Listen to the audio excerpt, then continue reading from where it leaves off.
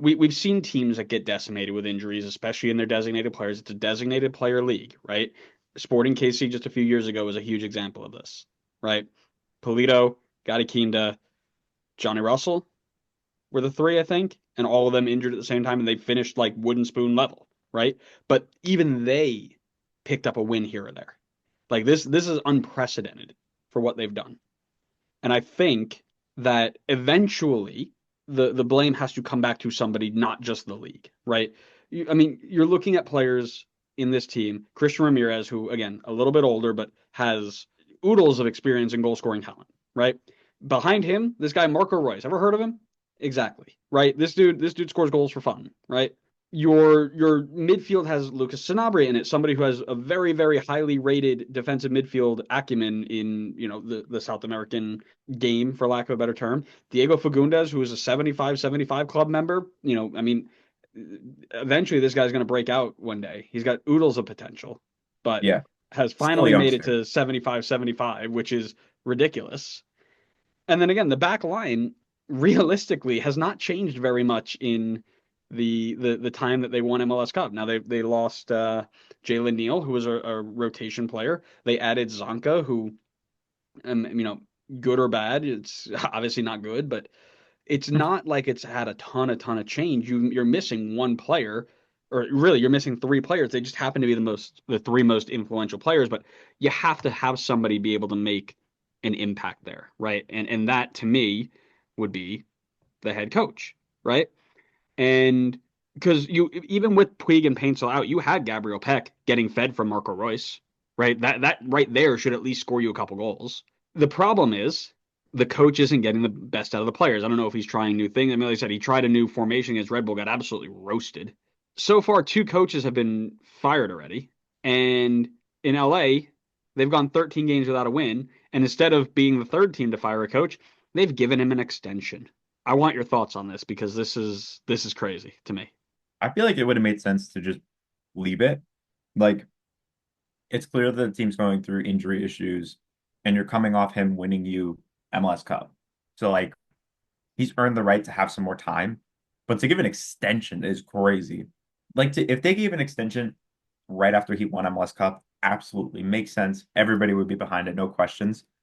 But it's like, you're going to hand out the extension now when the team's sitting on, like, what is it, 3 points? Yeah, Yeah. three When they're points. sitting on 3 points after 13 games, that's when you're going to hand out the extension. I think at that point, you got to wait until this team starts to turn it around a bit more to give him that extension. If you still wanted to do it, like if you were dead sure you were going to give him one, at least wait till they're in better form. But right now is like not the right time to do that.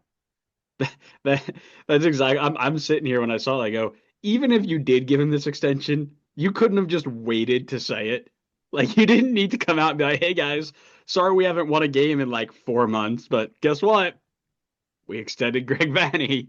Like the optics suck on this, doesn't it? Like you It cannot does. go 13 games without a win in MLS, give an extension to the coach, and then be like, "Oh yeah, everything's gonna be fine." The anti-MLS crowd is going to have a field day with this.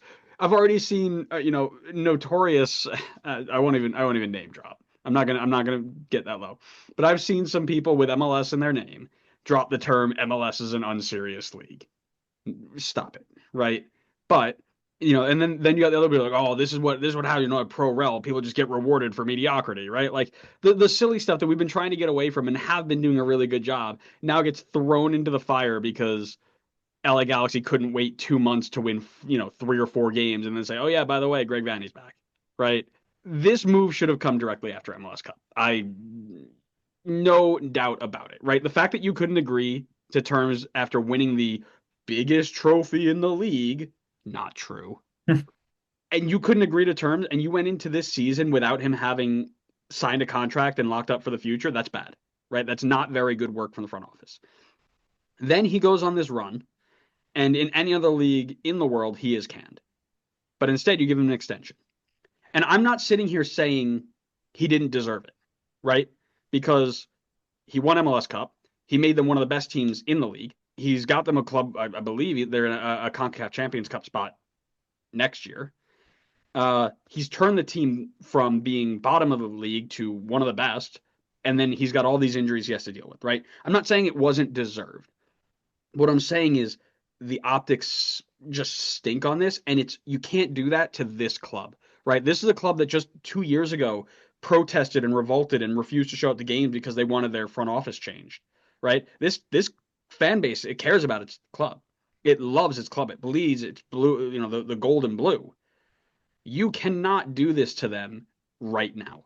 I think most people who watch the league and know this team understand that this team is a good team that are just really, really down bad right now. The injuries suck, and they had to move on from a ton of players. Because you're also forgetting, right? Like part of that team that they also broke down, their entire midfield got gutted. Gaston Brugman, MLS Cup MVP, gone. The Marquis Delgado trade to LAFC, crazy, right? What did they get back? They got back Sean Davis. You know what they had to do to him? Cut him because they couldn't fit him under the side. This is football manager, right? You start up a club, you're like, I'm just gonna sign all these players. Like, wait a second, I didn't know these roster rules. Cut, cut, cut, cut, cut.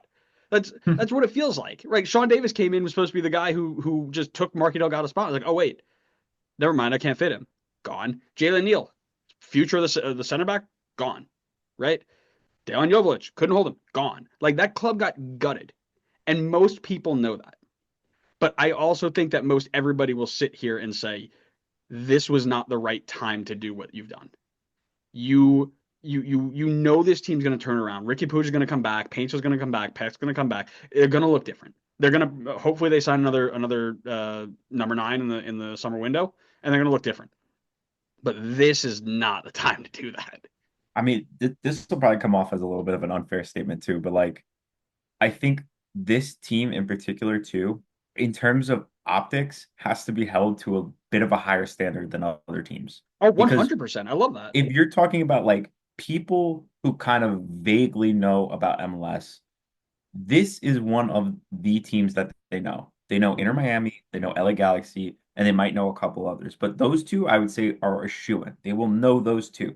So it's like if they hear that like the Galaxy are struggling, they're on 3 points, they just won the championship and now they're sitting rock bottom of the league. And then they also hear, oh, he just got an extension. That's a bad look, not only on the Galaxy, but the league in general, because they just have more eyes on them. Whereas if this happened in like Montreal, no offense, Montreal, Throw them under the bus. I'm sorry, but it's like realistically, like if this happened in Montreal, I don't think there would be nearly as much of a fuss. Like I just like this, there's just not as many eyes on Montreal as there are the Galaxy. That's the best point you've made in 6 years. Best point you made Wow, in six six years. years? That's crazy, but 100% correct, right? Clubs with prestige are held to higher standards, 100%. And you're right. If this happened, you know what would happen? If this happened in Montreal, you know what we'd say? Yeah, that's Montreal. Right, Yeah, that's a exactly. Montreal move, right? Oh yeah, Montreal finishing dead last, but that the new coach is going to cost him a little bit more, and that's just not the Joey Saputo style. That makes sense. This is LA, man. You don't do that. But here's what's really interesting to me is very quickly players came to the defense of this move, including Ricky Puig, who on Twitter said, "The journey isn't over yet. We want to win titles just like last season, and it wouldn't be the same without our coach by our side. We believe in the process, so let's keep pushing forward together." Thoughts on the statement from the star player? I mean, that's if you are the LA Galaxy, you couldn't have scripted a better statement from your star player. I mean, that's backing the coach. I mean, I think it's a great quote from him, to be honest. I mean, this is your coach that just won you the cup. You're backing him. You're backing the team. You're being supportive of the guys that are still in that locker room right now. It's only going to make matters worse if you come out and you just dog on the team too. That's not helping the situation at all. So I think like this is a very professional, good statement for him that can only be helpful for the team and supportive for them. It's kind of, I'm sure it's like a very cookie cutter, like chat GPT written type of statement, but like I honestly, I think it's needed. And I think it's a good statement from him. Yeah, well, and what I'll say is very similar to the GM coming out and saying things.